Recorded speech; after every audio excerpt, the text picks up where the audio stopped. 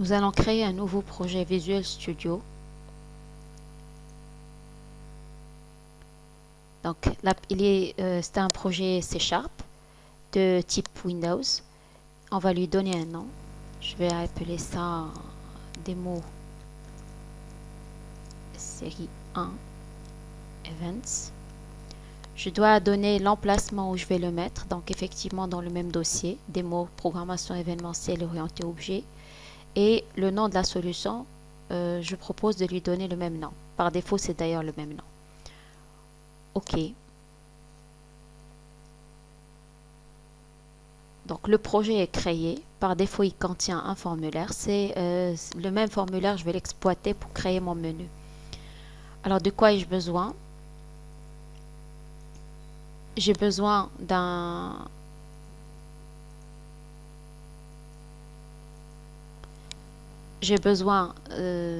4 boutons et d'un label pour le titre. Donc, label. Je ne peux pas modifier la taille du label parce qu'il y a une propriété auto size qui m'empêche de le faire. Donc, il faut que je modifie cette propriété auto size. Car elle est sur true, je vais mettre false. Comme ça, je vais pouvoir donner la taille que je souhaite à mon label où je vais mettre le titre. Alors, le titre, c'est menu général.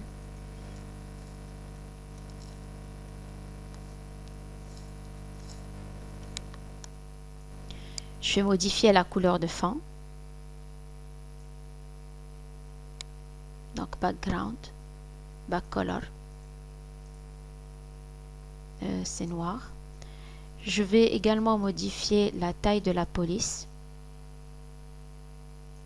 Donc, font. Je peux modifier ici tout ce qui est taille, tout ce qui est gras, italique, etc. Donc, 20. Par exemple, je vais choisir grand. Je vais modifier la couleur de l'écriture.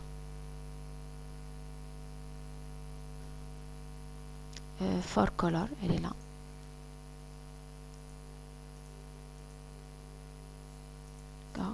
Je vais modifier l'alignement, donc texte aligne, centré verticalement et horizontalement.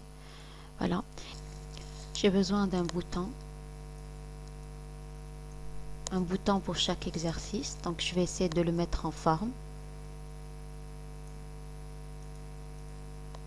On va prendre un backcolor jaune.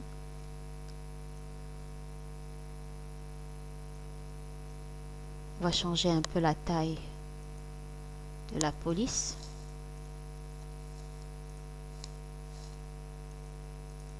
Bold, italique. Voilà, pour moi c'est suffisant. Je vais faire un copier-coller 4 fois.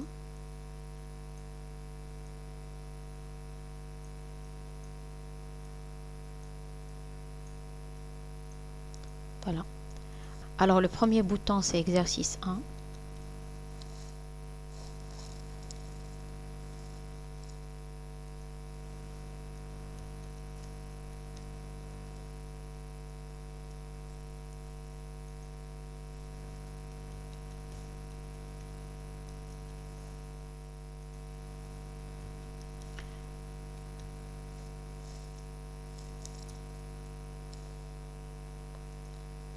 Voilà. Le background du formulaire, il est jaune. Non, il est blanc. Donc, il nous faut un background qui est blanc, la couleur du fond. Donc, je vais modifier le backcolor. Je vais mettre du blanc. Voilà notre menu général. Maintenant, il va falloir commencer. Donc, on a essayé de réaliser une petite présentation. Maintenant, il faut commencer à faire les modifications demandées. La première des choses, je vais modifier l'aspect du formulaire. Donc, je ne veux pas que ce soit redimensionnable. Ce qui fait au niveau des propriétés du formulaire, je vais chercher ici je vais faire un passage, je vais vérifier tout ce que je peux modifier. Alors pour le formulaire, pour le nom, le name, la différence entre name et texte, texte c'est ce qui s'affiche à l'utilisateur, name c'est ce qui est manipulé au niveau du code par le développeur, par le programmeur. Donc ici je vais appeler cela FRM menu.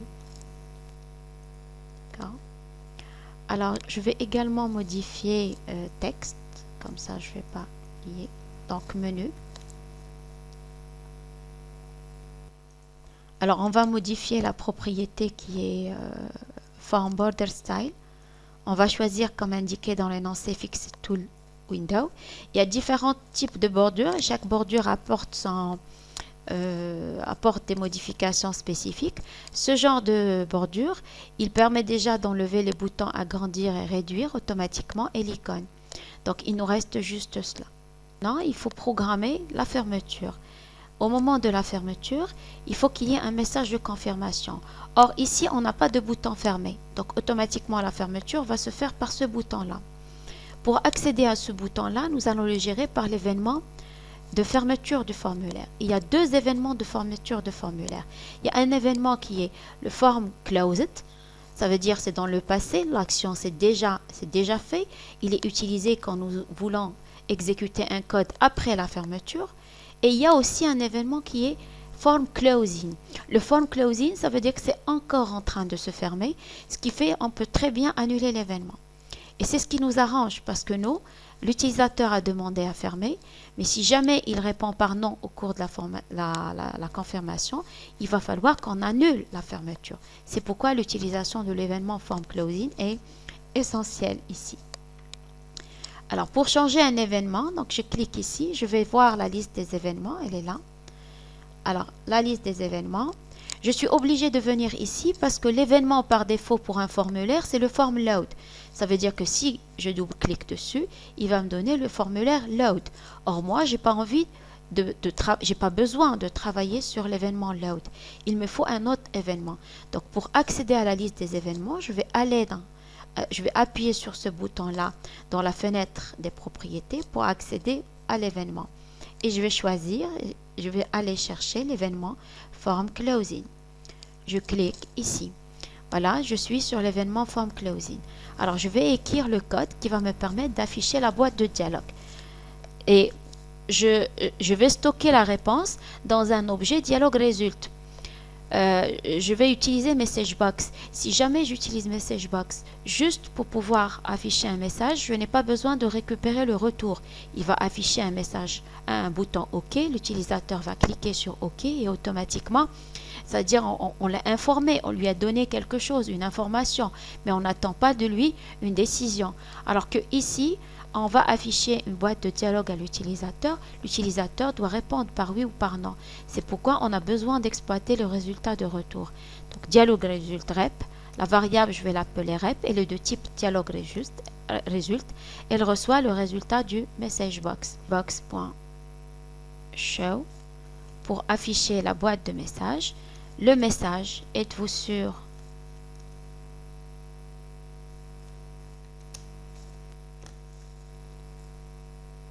de vouloir fermer cette fenêtre? Alors voilà le message. Après, il me faut le titre de la boîte. Je vais l'appeler confirmation.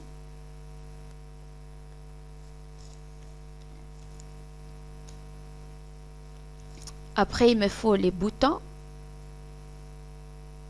Alors, les boutons que je vais afficher, donc message box buttons, je vais afficher oui ou non.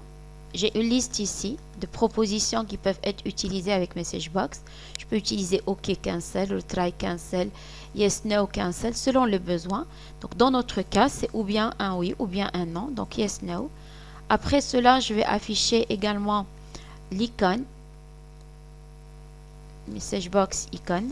Il s'agit d'une question. Donc là encore, je peux afficher un point d'exclamation, un point d'interrogation, une information. Donc, c'est à moi de choisir en fonction de la nature de ce que je mets dans mon MessageBox. Donc là, je vais tester quelle est la réponse. Si je trouve que rep est égal à... alors, normalement, nous sommes en cours de fermeture. Donc, s'il répond par oui, ça veut dire que le chemin est poursuivi, il va fermer automatiquement. Il était en train de fermer, il va continuer la fermeture. Mais si jamais il répond par non, c'est là où je dois faire quelque chose. Donc, if rep égale à dialogue résulte, point, no. Donc, automatiquement, je dois annuler l'action. Pour annuler l'action, je vais utiliser e.cancel égale à true. Le E, c'est quoi? Le E, c'est un paramètre de toutes les procédures événementielles qui sont utilisées. Et on avait dit que procédure événementielle, c'est une procédure qui est associée à un événement pour un certain objet. Par défaut, elle prend le nom de l'objet tiré le nom de l'événement. Ici, l'objet, c'est le formulaire FRM menu. L'événement, c'est l'événement form closing. C'est pourquoi on a ce nom. Alors ici, le E, qu'est-ce qu'il représente de manière générale? Il représente l'événement. Et les actions qui sont offertes par l'événement, E point, diffèrent. Par exemple, ici, il y a cancel, close reason, ça veut dire la raison de fermeture, etc. Il y a des choses qui sont proposées. Et de procédure événementielle à procédure événementielle, quand l'événement change, il y a automatiquement le contenu ou les actions, les méthodes associées à l'événement qui changent. Ici, il n'y a qu'un seul qui est proposé. Proposé dans l'événement form closing, ça ne veut pas dire que ça sera proposé pour un événement click, par exemple. Donc, il y a des choses qu'on peut annuler, mais il y a d'autres choses qui ne sont pas annulables. Ici, on va dire e.cancel égale à true. J'annule l'événement si jamais la réponse est non. Je vais essayer d'exécuter cela. Alors, quand je vais exécuter, automatiquement, il y a exécution du menu général. Là, je n'ai pas encore programmé le bouton. Quand je clique sur le bouton de fermeture, donc nous avons automatiquement le message. Ça, c'est le titre. Ça, c'est le message. Ça, c'est l'icône que j'ai choisi de question. Les deux boutons yes, no. Je vais lui dire non. Ça revient ici. Si jamais je lui dis oui, ça continue la fermeture.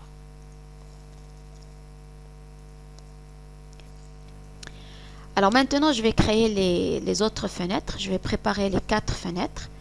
Pour ajouter une fenêtre, on va ici, à démo, ajouter un nouvel... avant d'ajouter, je peux renommer forme 1, que je ne sois pas dérangé. Alors pour renommer, je vais venir ici. Je vais demander à renommer. Je vais appeler cela FRM menu. D'accord. J'appuie sur Entrée. Automatiquement, il a nommé l'ensemble des éléments, des sous-éléments qui sont utilisés. Parce qu'un formulaire, ce n'est pas un seul fichier. Un formulaire, c'est un ensemble de fichiers qui sont là. C'est un fichier pour le design, c'est un fichier pour le code, c'est un fichier pour ce qu'on appelle les ressources. Donc, quand je renomme un seul élément, il y a l'ensemble des éléments qui sont associés, qui sont renommés. Alors, je vais créer, on a dit je vais créer les autres formulaires. Je vais les préparer. Donc, un formulaire pour les premiers exercices. Je vais appeler ça FRM exercice 1. Ajouter. Un deuxième formulaire.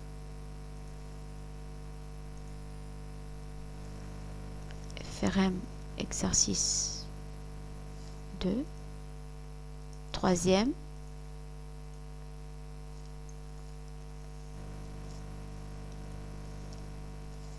Et le dernier.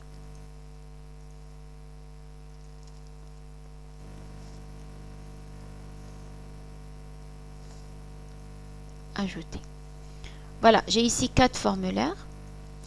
Je vais utiliser la même couleur de fond.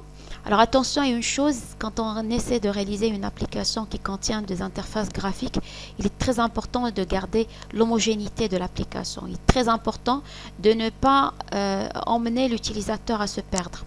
Pour qu'il ne se perde pas, pour qu'il ne soit pas déboussolé, il faut que toutes les fenêtres aient le même aspect. C'est-à-dire si je dois fermer, si je dois utiliser un bouton de fermeture qui se trouve à droite dans une fenêtre, donc il faut bien que mon bouton de fermeture soit sur toutes les fenêtres à droite. Si j'utilise une couleur qui est bleue pour un fond, donc il faut utiliser la couleur bleue pour l'ensemble des éléments. Il faut que l'application reste homogène Et il ne faut pas aussi qu'elles soient trop chargées. C'est-à-dire les fenêtres, nous avons beaucoup d'outils qui permettent de gagner de l'espace sur une fenêtre. Mais le plus important, c'est que la fenêtre ne soit pas chargée. Il faut qu'elle soit lisible, il faut qu'elle soit simple d'utilisation, il faut qu'elle soit chaleureuse, il faut que l'utilisateur puisse se repérer, il ne faut pas qu'il se perde au niveau de notre application. Donc ce sont les règles de base pour la création de toute interface graphique. C'est très important. Alors ici, j'ai utilisé un fond blanc pour le menu, mais en même temps, ça c'est un menu général. Donc pour moi, c'est quelque chose de spécial, qui aura quelque chose de spécial. Mais pour les autres fenêtres, toutes les fenêtres des autres exercices, je vais utiliser le même design. Donc je vais opter pour un fond qui soit jaune. Et il faut aussi faire attention à une chose, la lisibilité. C'est-à-dire que la couleur du fond avec la couleur qui est utilisée pour les textes, il faut que ça donne quelque chose de vraiment lisible et qui ne fatigue pas l'œil de la personne. Ajoute à cela, bien sûr, que la population cible a toujours un rôle à jouer. C'est-à-dire que si je fais un site pour des enfants, c'est pas comme si je fais un site pour des adultes. Pour des enfants, je vais utiliser des couleurs, il faut que ce soit sympa, il faut que ce soit grand. Si je vais utiliser une application ou créer une application qui est destinée à des personnes d'âge avancé, donc il faut faire attention, il faut que l'écriture soit lisible. Avec l'âge, on perd la vue, par exemple. Donc il faut tenir compte de la population cible pour pouvoir donner une application qui est très adaptée. Alors, je vais finalement changer ma couleur de fond. Donc, le backcolor. On peut aussi mettre des images dans les fonds. Quoique c'est assez déconseillé parce que c'est vraiment pas la peine de charger les interfaces graphiques avec des images. Mais si on souhaite le faire, c'est tout à fait possible. On vient ici, background, image, et choisit l'image souhaitée. Alors, ma couleur elle est jaune. Même chose pour les autres fenêtres. Attends.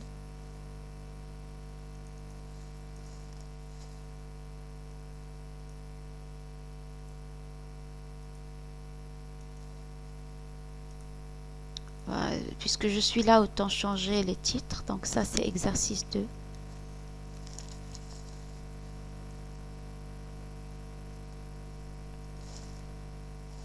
La propriété texte, c'est ce qui affiche ici. C'est le texte qui s'affiche à ce niveau-là.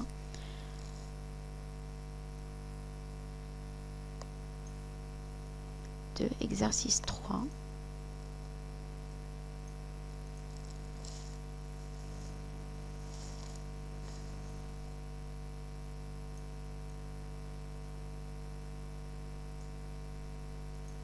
Backcolor, jaune.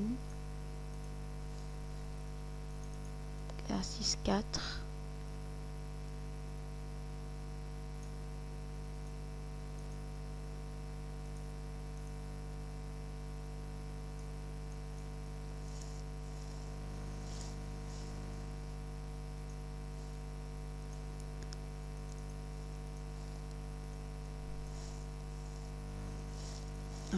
Voilà. Alors, il me reste maintenant, il faut que j'appelle ces différentes fenêtres.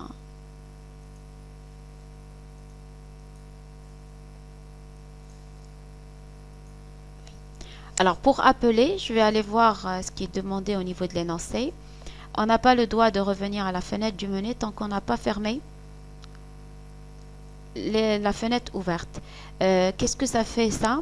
Ça fait que les fenêtres doivent être ouvertes sous forme de boîte de dialogue. Parce que quand j'ouvre une fenêtre, j'ai le choix entre l'ouvrir comme une fenêtre normale et entre l'ouvrir comme une fenêtre boîte de dialogue. Les fenêtres boîte de dialogue, ça veut dire que je ne peux pas. Les fenêtres boîte de dialogue, avec les fenêtres boîte de dialogue, je ne peux pas fermer ou je ne peux pas revenir à la fenêtre sans avoir fermé la fenêtre qui a été ouverte. La boîte de dialogue. Je n'ai pas le droit. Alors que quand j'utilise .show, si par exemple je veux revenir vers la fenêtre qui a demandé l'ouverture, l'OpenL, je peux le faire. Il n'y a pas de problème. Donc ici, c'est demandé à ce que les fenêtres soient de type boîte de dialogue. Donc, je vais revenir ici. Je vais écrire le code qui va me permettre d'ouvrir. Le code que je vais écrire, il est sur le clic. Donc, quand je clique sur le bouton, il faut que j'ouvre la fenêtre. Or, quand je clique sur le bouton, pour des boutons, l'événement clic, c'est l'événement par défaut. Donc, je n'ai pas besoin d'aller ici à l'événement et de choisir clic. Je peux tout simplement double-cliquer sur l'objet. Voilà, ici, j'ai button 1, clic. Or, ici, button 1, clic, il est toujours préférable de donner des noms significatifs à nos boutons. Là, je n'ai pas changé la propriété name. J'ai dit tout à l'heure que la propriété name était utilisée par le programmeur. Quand on a beaucoup d'objets sur la feuille, automatiquement, il y aura un problème. Alors, moi, je veux modifier le nom. Si je vais ici modifier le nom, donc je vais changer name. Je reviens vers la fenêtre des propriétés. Je vais aller chercher name. Et je vais mettre ici FRM BTN exercice 1. D'accord? Je double-clique sur le bouton. Or, je remarque que la procédure événementielle, puisqu'elle a déjà été modifiée, elle n'apparaît plus. D'accord? Or, je constate que la procédure événementielle, puisqu'elle a été créée avant le changement de nom, il n'y a pas un changement automatique du nom. Donc, moi, je veux changer le nom. La plupart du temps, ce que vous faites, là, je vais vous parler d'une erreur qui revient souvent. La plupart du temps, qu'est-ce qu'on fait? On supprime ça. D'accord? Et on va vers le menu. Or, automatiquement, quand vous supprimez cela, le menu, il se rend compte qu'il y a un élément qui s'appelle button 1, qu'il est en train d'appeler, qui n'existe plus. Donc, il y a un problème à ce niveau-là. Comment arranger ce problème? Ça, c'est un problème qui arrive souvent. C'est pourquoi j'ai décidé de le traiter. Comment est-ce qu'on arrive et après, je vais vous montrer comment on aurait dû nommer, si jamais, pour ne pas tomber dans ce problème. Alors, comment arranger ce problème? J'accède au code. Alors, il y a une ligne ici, là. Automatiquement, il dit comme quoi, quand on clique sur le bouton, ça c'est du code qu'on ne voit pas normalement. C'est du code qui est généré automatiquement. Parce que quand vous cliquez sur la boîte à outils et que vous faites glisser un bouton ou que vous faites glisser quelque chose, c'est tout un travail qui se fait derrière. Nous allons voir par la suite comment est-ce qu'on va créer des objets dynamiquement et comment est-ce qu'on a besoin d'écrire tout ce code-là pour pouvoir créer un objet. Mais quand on le fait graphiquement, il y a la taille, la dimension, la position sur la fenêtre, il y a un ensemble de choses qui sont définies automatiquement. C'est pourquoi l'assistant ou le générateur est assez sympathique, il nous permet de gagner du temps. Alors, pour associer un élément à un événement, c'est ça la ligne. Et on voit ici que quand on clique sur le bouton qui est button exécuté, il fait appel à une procédure qui s'appelle button 1 click, qui n'existe plus. Donc, je vais supprimer cette ligne. Et automatiquement, le formulaire, il revient. Alors, quand je clique, et automatiquement, le formulaire, il revient. Alors, je vais maintenant double-cliquer sur exercice 1. Voilà la procédure événementielle. Elle s'appelle BTN exercice 1. Maintenant, je vais essayer de vous montrer la deuxième méthode sans tomber dans l'erreur. Je vais passer à exercice 2. Alors, exercice 2, là encore, j'ai fait la même chose. Je n'ai pas encore modifié button 2. Qu'est-ce que je vais faire? Je vais aller modifier le name. BTN exercice 2. D'accord? Et après, je vais aller à mes événements. Ici, dans l'événement clic, je trouve qu'il y a button 2. Alors, button 2, je le supprime. Quand je double-clique, je trouve la procédure qui est BTN2 clic. Ça veut dire que j'ai supprimé la procédure événementielle et après j'ai généré une nouvelle procédure événementielle sans tomber dans l'erreur. Alors là, je vais aller modifier pour les autres boutons, donc automatiquement je vais modifier le name.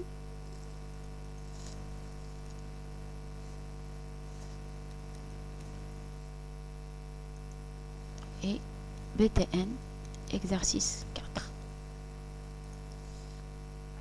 Voilà, donc je vais écrire le code. Pour le premier bouton, donc je vais ouvrir le formulaire qui s'appelle FRM exercice 1. Donc FRM exercice 1. F égale à new FRM exercice 1. Je dois d'abord instancier l'objet. Donc je dois créer une copie du formulaire FRM Exe. Après là, quand je fais F point, j'ai la possibilité, j'ai .show et .show dialogue. Alors .show dialogue pour ouvrir le formulaire comme une boîte de dialogue et .show comme pour ouvrir un formulaire normal. Je vais utiliser ici .show pour vous montrer la différence et avec le deuxième formulaire, je vais utiliser .show dialogue. Alors là, c'est pour ouvrir. Au lieu de revenir à l'interface graphique puis de revenir vers le code, j'ai modifié directement à partir. Je suis parti à la procédure événementielle et j'ai écrit le code que je souhaitais. Alors, .show dialogue. Alors, j'ai pas encore créé les procédures événementielles pour les autres boutons. Donc, BTN3, BTN4. Je vais copier le code qu'il y a ici, faire les modifications nécessaires. Faites très attention au niveau des copier-coller.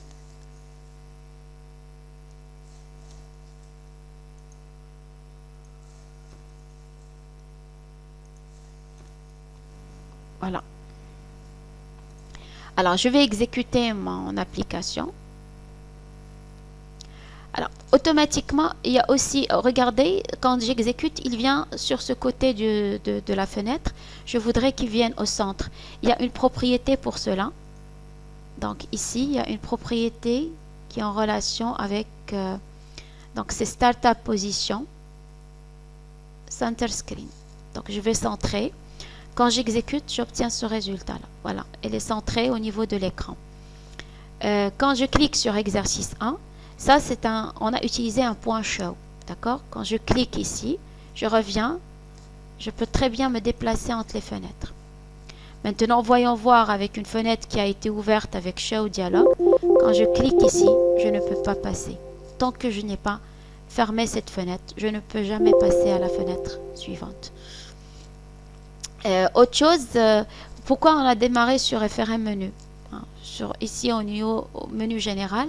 Parce que c'était la première fenêtre du formulaire, donc elle était configurée par défaut. Supposons par exemple que je veuille modifier la fenêtre de démarrage, donc je vais ici, dans l'explorateur de solutions. Si je perds l'explorateur de solutions, je vais à affichage, explorateur de solutions, et il va s'afficher. Voilà. Alors je vais dans la classe programme, je vais ici à programme, et là je donne le nom de la fenêtre que je veux exécuter en premier. Si par exemple je veux démarrer sur la deuxième fenêtre, je vais mettre ici FRM exercice. Quand j'exécute, j'ai automatiquement FRM exercice 1 qui démarre. Naturellement, dans notre cas, on veut bien démarrer sur le menu. FRM menu.